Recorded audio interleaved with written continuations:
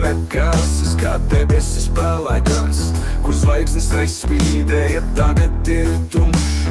Vecu draugu ēnas kā nopeltuši koki, pazaudējuši zaļumu, klusumā šauko. Neskustu pēc tām lapām, kas kritušas zemē, bet ilgojos pēc iediem, kas neplāpuši vēl. Sirds ir kā tās, kas gaida jaunu pavasari, bet tagad tas ir tukšs, uz ieri pirst.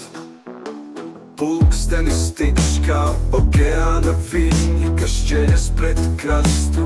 Atkal un atkal draudzība kā kuģis, kas sudis tālumā, atstājot mani krastā aiz horizonta.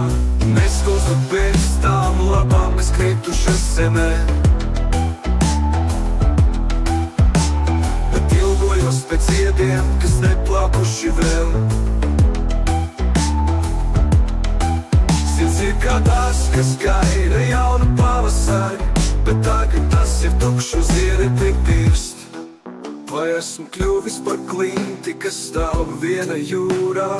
Gadsimtiem vientuļi, bet stipri un stabili. Sirds vēl tic, ka vējš nesīs jaunas balsis, kurās atklāsies draudzība, kuras man trūkst.